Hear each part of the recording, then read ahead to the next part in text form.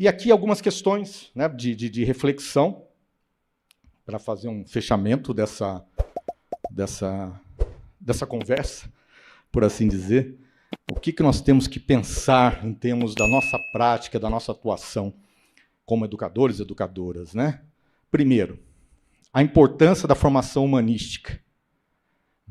Porque a gente tem que tomar cuidado que um outro fenômeno que está acontecendo é a antropomorfização da máquina, né, e a robotização do humano, ou seja, as pessoas sendo colocadas em posições para trabalhar igual uma máquina, ao mesmo tempo que a gente acha que o robô de IA vai fazer julgamento ético e vai fazer coisas que não são da natureza da máquina, são da natureza do humano. Então, a gente tem que investir na formação humanística para compensar essa automação que tende a acontecer em escala, né? A questão de cultura, a questão da discussão da ética, inclui prejuízos para colegas, para meninas, né? Então, a discussão da ética, mas envolvendo tecnologia, é um ponto de atenção. O que eu comentei das novas competências, né? As competências sociocomportamentais, essas que eu elenquei, né?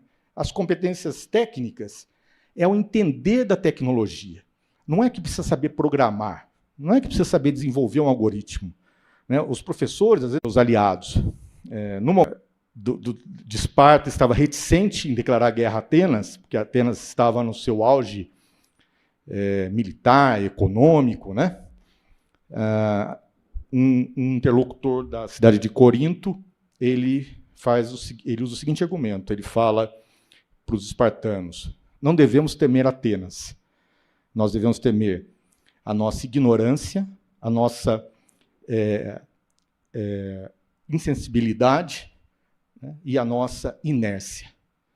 Então, trazendo isso para a tecnologia, a gente poderia dizer que a gente não deve temer a tecnologia, né? Nós temos que temer a nossa ignorância, a nossa indiferença e a nossa inércia. A ignorância no sentido de achar que isso não é com a gente, que isso é com alguém da área de ciência de computação, com alguém da área da engenharia, com alguém da ciência de dados, né? Não.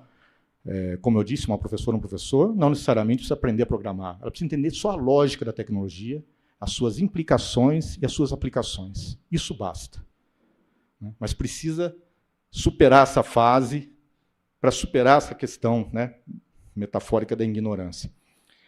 A indiferença no sentido de saber o que está acontecendo e não se preocupar com os grupos mais fragilizados ou mais suscetíveis, socialmente falando, que podem sofrer com o uso indevido.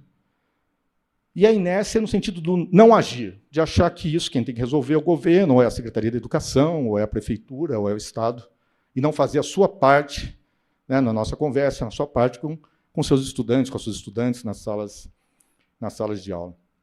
Outra questão, a questão de inclusão digital. Claro que isso envolve uma questão de infraestrutura, né, da escola, de currículos, mas envolve também a questão de acesso democrático, né?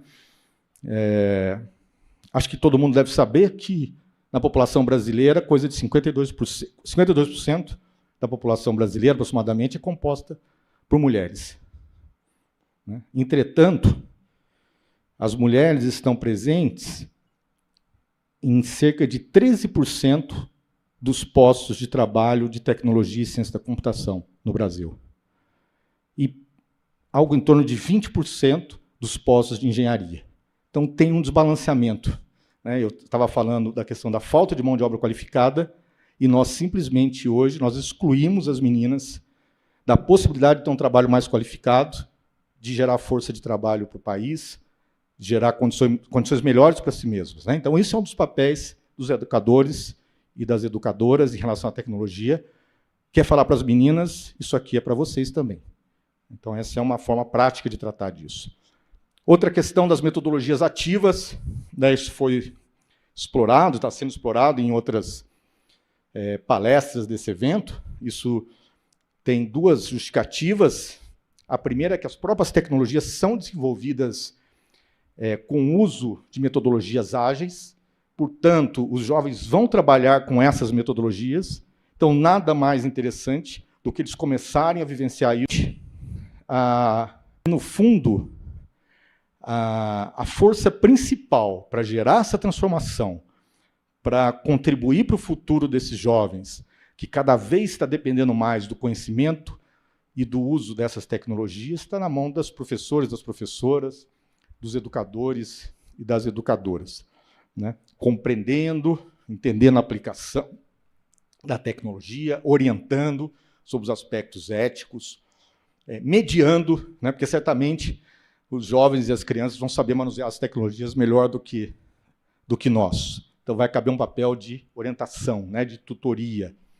Então, esse é uma questão muito importante, né? Passa pelo professor, pela professora.